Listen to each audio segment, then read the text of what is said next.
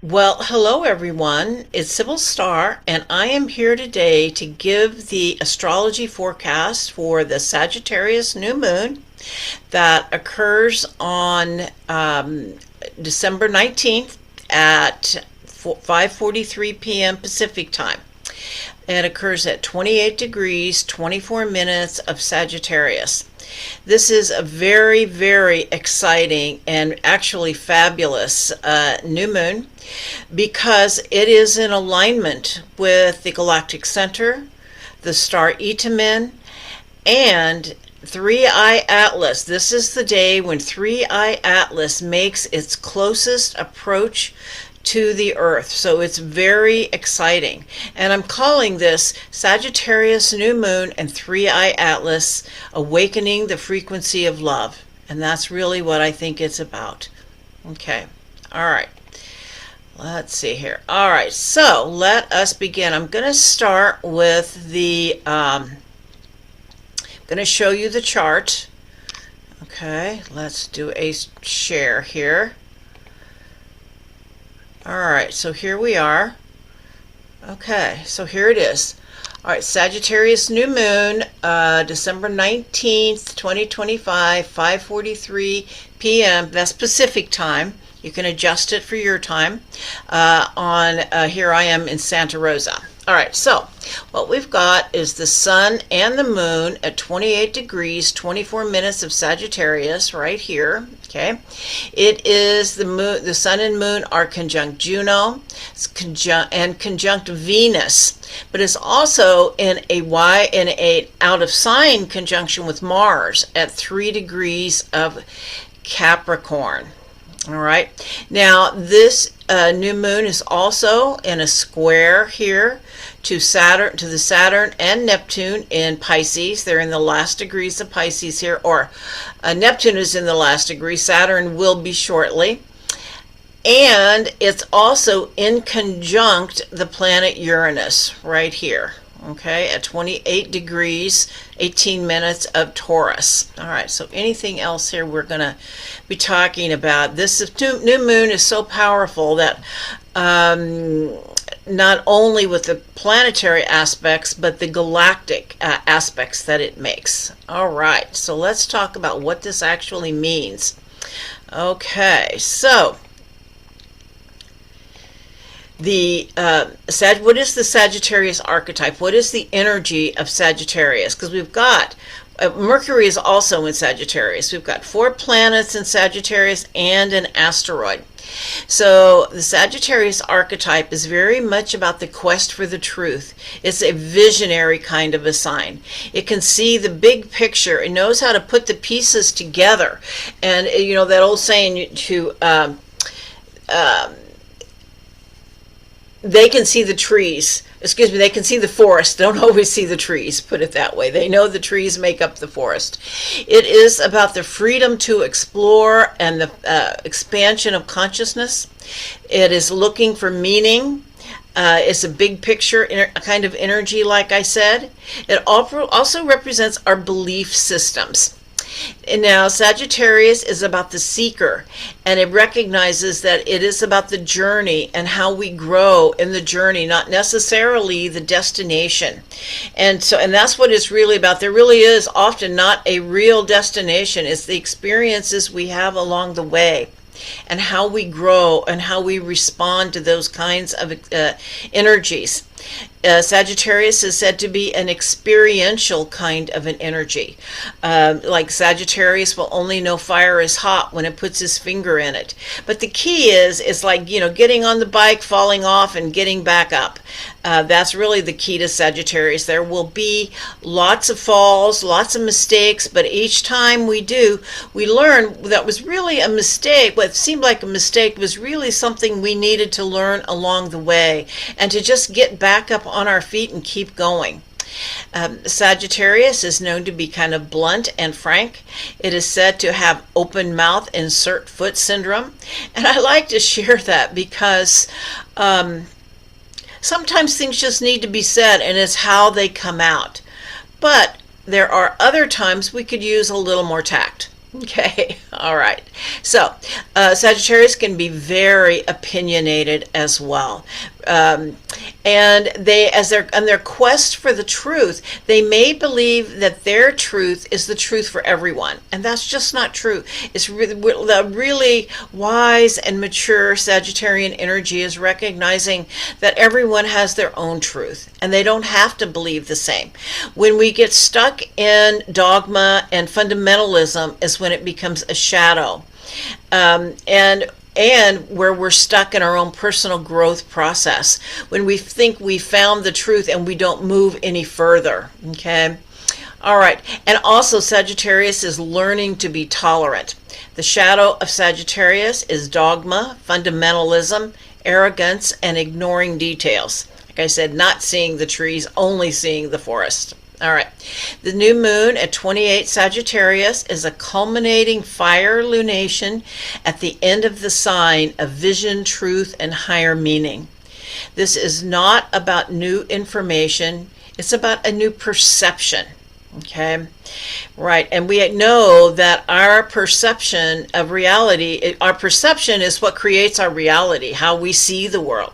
So it's really opening up to a new perspective, a new perception, and seeing the world through new eyes. Sagittarius asks, what do I believe? What truth guides my path? And at 28 degrees, at the end of the sign, we are working with distilled wisdom, not theory. This new moon initiates a recalibration of belief systems, personal and collective. All right, now it's conjunct Venus in Sagittarius at 24 degrees. And of course, conjunct, as you saw, means it's just right next to it. They're kind of integrated, okay? Venus is, of course, goddess of love. And she brings love in two ways. Well, more ways. I would say is also creativity. But she's about love of self and how much we value ourselves, and love of others, okay? It's both. So Venus here brings alignment of values with truth, what is important to us. Venus is a very much of a heart-centered kind of an energy, so it's heart-led vision. It's compassion, ethics, and meaning in relationships.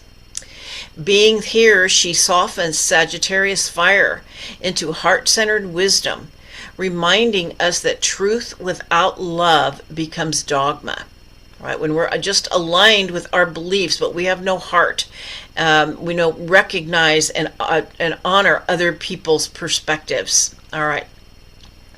Mars at 3 degrees of Capricorn, this is an out of sign conjunction. Mars has just entered Capricorn a few days before, where it is strong and purposeful. Mars is said to be exalted in Capricorn. They work really well together. It doesn't seem like they would, but Capricorn, it's the ability to organize energy and to be productive and efficient. Okay, they come together. It's about grounding, responsibility, and embodied action.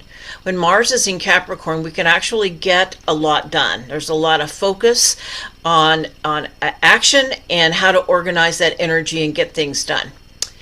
And it's also about this message. Conjunct the Sagittarius sun and moon, though, is what you believe now wants to be lived, not just understood. Mars is about action. This is the bridge between vision, Sagittarius, and manifestation, which is Capricorn. All right, and I didn't mention this, but the winter solstice is just a couple of days, about a little more than 2 days afterwards.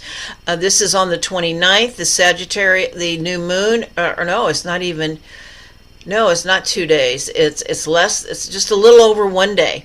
This solstice is just a few days later, and on the 21st, the sun moves into 0 degrees Capricorn, and this is the winter solstice. This is what is called the return of the sun. It's when the solstice, they say solstice means a light stands still, and it is said that the light stands still for 3 days and then starts growing again. The light has been waning. It has been decreasing, diminishing since the summer solstice, and now at the winter solstice, after a 3-day standstill, it starts to grow grow again. Okay. And so this new moon functions as a seed moment before the return of the light. Symbolically, inner truth is planted in the dark. Intention precedes illumination, and consciousness turns inward before expanding outward. Okay, all right. Now, this new moon is also in a square to Saturn and Neptune in Pisces. And of course, Saturn is the planet of self-mastery of the ego, and how to master reality, how to master our 3D reality. And it represents our consensus reality, what we all agree upon is true. He's also the Lord of Karma. You reap what you sow, okay? Neptune is the planet of unconditional love, dreams, inspiration, intuition, and illusion. Saturn has been in Pisces over the last 2+ years, and this is the last. So this is the last few months of Saturn in Pisces before it moves into Aries on February 14th, where it will then be for the 2+ years after that. But now Saturn is still in Pisces. And Saturn in Pisces asks for spiritual maturity, discernment, and grounded compassion. And the question in these last few degrees of Pisces, and of course, Pisces is the last degree of the zodiac. Is the last sign in the zodiac. So it goes over the last few degrees of Pisces. It is the end of the zodiac. And so it asks for spiritual, so it asks, have you learned to stay grounded in your spiritual truth rather than getting lost in confusion, fear, or illusion? Now, Saturn will be back in Pisces in 28 years. All right. Now, Neptune in Pisces. And this is the sign it rules. And Neptune is a much longer cycle. And it's been traveling at 29 degrees of Pisces, which is the very last degree of the zodiac. And the last degree of the zodiac is called the anaretic degree, which acts like a great wave that rises before it breaks, gathering all of the spiritual learning of the past 14 years, preparing us for the new era of Neptune in Aries. And like I didn't finish my sentence earlier, Neptune will not be in Pisces again for 165 years once it moves into Aries, which occurs on January 26th. So anyway, Neptune in Pisces. Neptune is said to be the unconditional love of the universe and the divine heart, the place where we remember we are all one. This final phase of Neptune in Pisces calls us back to Source, reminding us of our true nature as love.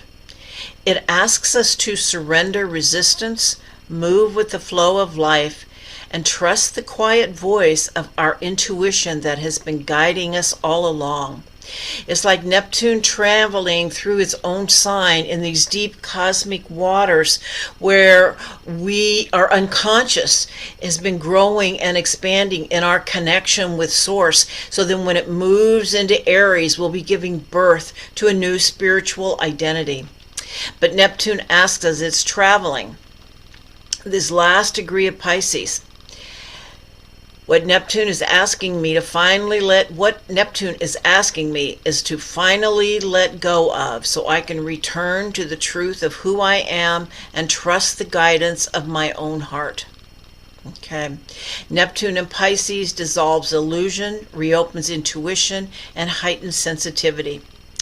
But with the forward movement, they're both moving forward now. They let's see. Neptune went direct the end of November, and I think is December, Saturn goes direct, or went direct. So they're now moving forward, and this forward movement, they are heading for the cosmic reset of their exact conjunction at 0 degrees Aries on February 26th, which is also conjunct the Aquarius solar eclipse and the beginning of the year of the horse. And so I'm going to be doing my 2026 astrology forecast. I'm going to put it out the end of this month, and it's a very exciting year. And the exact conjunction of Neptune and Neptune and Saturn in Aries on on February 20th, conjunct the solar eclipse on February 17th, which also starts the year of the horse, and it's also a 1 year. Everything is pointing to this is going to be a very exciting year of giving birth to new realities. Okay, all right. Saturn and Neptune square the new moon right now, though, is that not every vision is meant to be followed. Only the ones that are aligned, grounded, and ethically sound. Old spiritual blockages dissolve, and new frequencies enter the grid. Okay, all right. Now, this new moon is also quincunx, which is 150 degrees to Uranus, which is also conjunct the Pleiades. Uranus is at 28 degrees of Taurus. And so this highlights an adjustment point between belief and awakening. Uranus is the planet of awakening. Okay, Sagittarius is the sign of belief. This aspect signals sudden insights, energetic upgrades, and disruptions that require flexibility rather than force.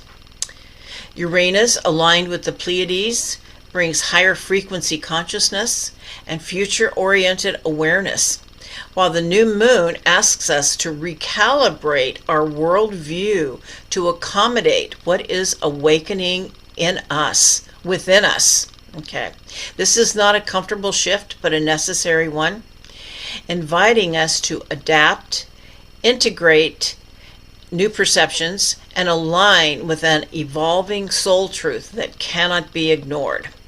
Okay, all right. I'm actually sitting in front of a James Webb image of the Galactic Center, but I want to show you another one so you have an idea of.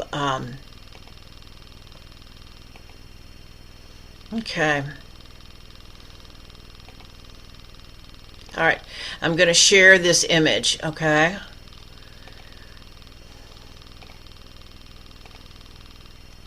All right, so this is an image of the Galactic Center, which is the center of our Milky Way galaxy. And our solar system is right here. It's between the Sagittarius arm and the Perseus arm. But this Galactic Center is said to be the great central sun. It is said to be our connection to the source of all creation. And it's the major point of awakening in our Milky Way galaxy. Okay. All right.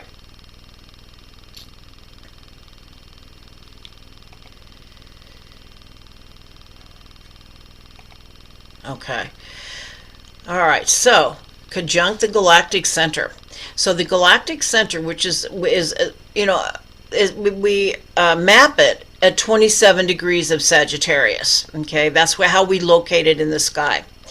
The Galactic Center is said to be the awakening point of the Milky Way galaxy, and according to astrophysicists, it is a supermassive black hole emitting high-frequency gamma radiation, plasma, and cosmic codes. Off-planet beings, or we would say our ET relatives, our Star Nation relatives, tell us that it is our direct connection with source energy, and that it's called the Great Central Sun, and every sun, which is a star in our Milky Way galaxy, is directly connected to the Great Central Sun, and so our sun is emitting frequencies, energies from the Great Central Sun. But this time of the year, at 27 degrees, which is just 1 degree off the new moon, it's an incredibly powerful frequency and energy. All right, so it's also, like I said, it's the source point of also of universal love. It emits universal love. It's the transmitter of new consciousness. When planets align with the galactic center, the veil thins. And what comes through? Sudden realizations, higher guidance, soul remembrance, multi-dimensional integration, downloads and expanded perceptual bandwidth, quantum leaps in spiritual consciousness. Now, there's a star at 28 degrees of Sagittarius that we're even closer to, and it is called Gamma Draconis, or Etamin. It is in the constellation of Draco, the dragon, and it is said to be the eye of the dragon. And it is the watcher star of the dragon in ancient sky lore. It symbolizes the awakened third eye of Earth's dragon consciousness. It is the guardian of ley lines and earth grids. It represents the serpent dragon power, kundalini, and planetary memory, and the wisdom of Earth's original architects, what many traditions call the serpent or dragon people. If you listen to Matthias de Stefano, he says the serpent and dragon people were some of the first beings here on Mother Earth. When the new moon aligns with Etamin, the dragon lines awaken.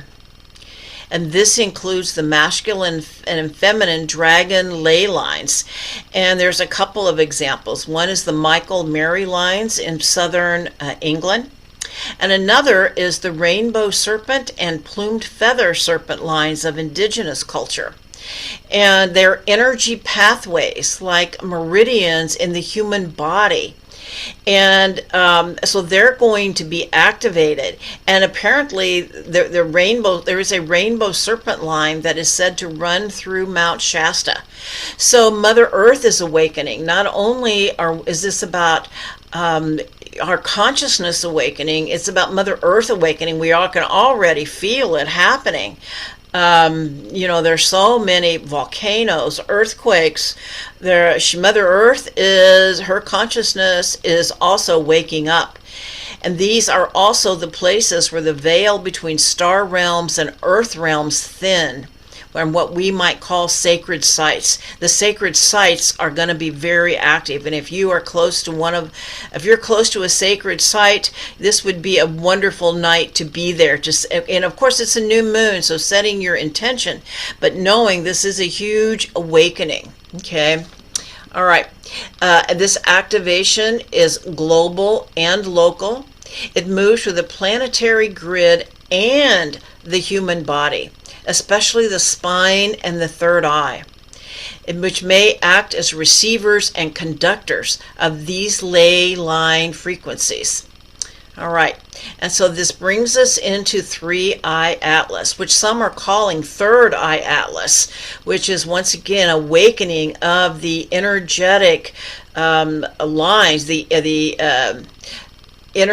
energetic frequencies within our own bodies, the meridians, okay? But especially our third eye, which is about seeing.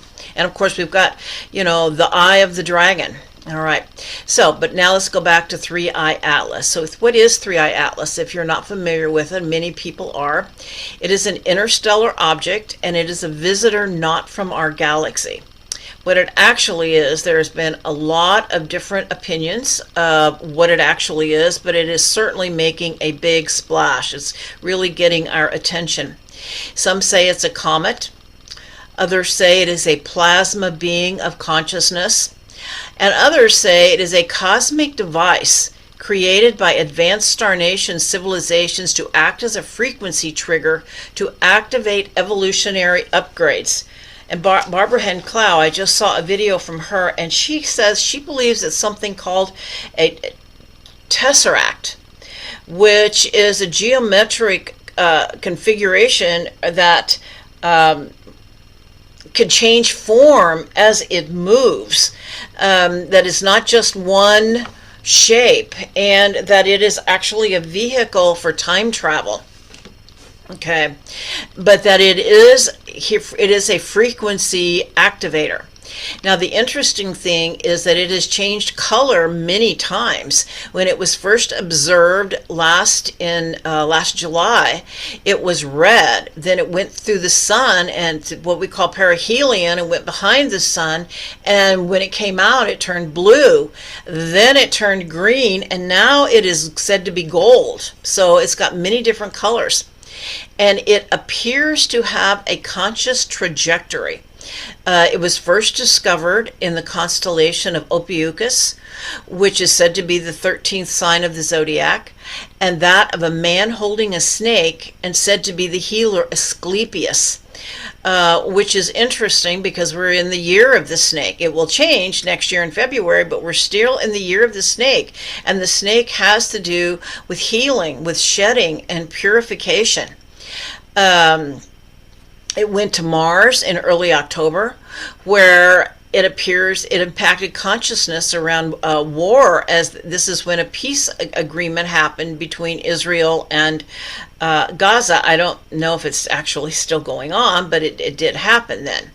Then it went to the sun, where it appeared to absorb solar flares and turned blue, and that happened on October 29th. It went to Venus on November 3rd, and so there seems to be also the energy of the masculine and feminine with Mars and Venus.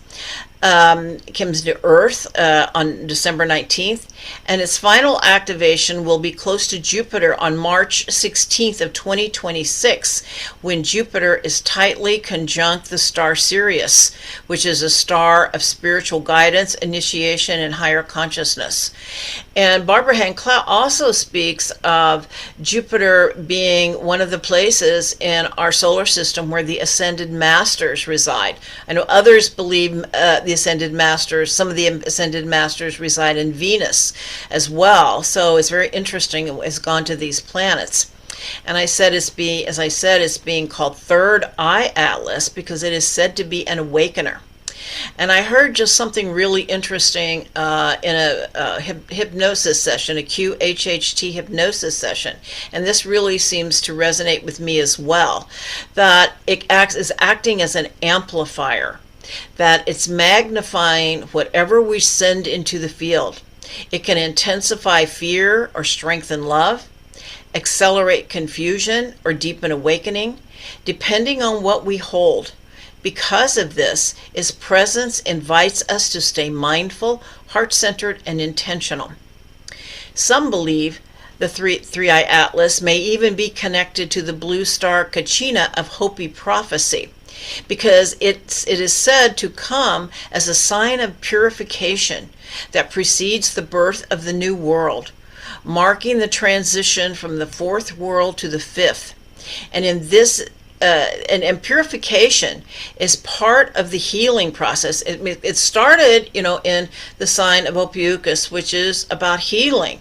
And it's about purification and the alchemy that transforms fear into love and helps humanity remember who we truly are. And some suggest that the universe is expanding, the whole universe is expanding, and there are multiple interstellar objects that may be contributing to an acceleration of consciousness across many star systems, supporting an increased human capacity to access and embody the unconditional love of the universe.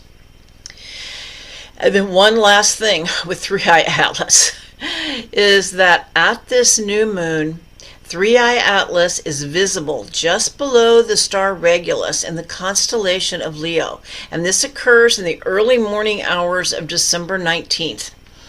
And Regulus is the brightest star in the constellation of Leo, and Regulus is one of the royal stars of Persia, and it is associated with leadership, integrity, and the responsibility of power. It is often called the heart of the lion, symbolizing courage, nobility, and leading from the heart rather than ego. And Regulus is traditionally associated with Archangel Raphael, the archangel of healing. And having emerged through Ophiuchus, the archetype of the healer, this alignment with Regulus and Archangel Raphael emphasizes heart-centered healing, something deeply needed at this point in human evolution. And in this sense, Regulus marks a critical threshold in our collective ascension, a return to leadership guided by compassion, coherence, and love. Archangel Raphael is said to dwell in the heart of the sun, reinforcing the theme of solar heart-based healing consciousness. It is also reminding us that we are not alone. The whole angelic realm, as well as many higher frequency beings, are here to assist in our ascension process into the fifth dimension of love, creativity, and unity consciousness. And I found this wonderful little quote here, or this little part right here that I'm going to share online, and so I want to share it. It says, "Love is what makes the matrix glitch. It breaks through the illusions and weakens the veil that hides our connection to other dimensions. The more love the human collective feels and shares, the faster the matrix loses its power. As collective love grows, the veil becomes thinner. The illusion of separation fades, and your true nature becomes easier to see. When love reaches a strong enough level, the veil dissolves completely and the matrix can no longer hold its structure. Love isn't just a feeling, it's the force that ends the illusion." And I just recently read that when we are in heart coherence, which, coherence, harmony within our mind, our body, and our heart, and our soul, everything is in coherence with love. And as we join others that are also in coherence, we can change the field. And they used to believe that it took 10%, but they're now saying 1%. 1% of the population being in heart coherence together can really change the field. And then I'm going to just close with this. Unconditional love is the frequency of the universe itself. And as we align with it, we remember who we truly are. In times of turbulence and transformation, this new moon invites us to awaken to the frequency of love and embody it as the foundation of the new cycle unfolding. It is all about awakening the frequency of love within our own hearts, and that is what changes the world. So keep your heart open and let these new energies come in, hold it, anchor it, and we will change the world. All right, blessings to all. Wishing everyone a wonderful holiday season. If you can, be in a group meditating or meditate by yourself, whatever, to be able to really access the 3I energy that is coming in, as well as being in alignment with the Galactic Center, the star Etamin, and all of the changes that are coming in. All right. Blessings to all. And namaste. All right. Aho.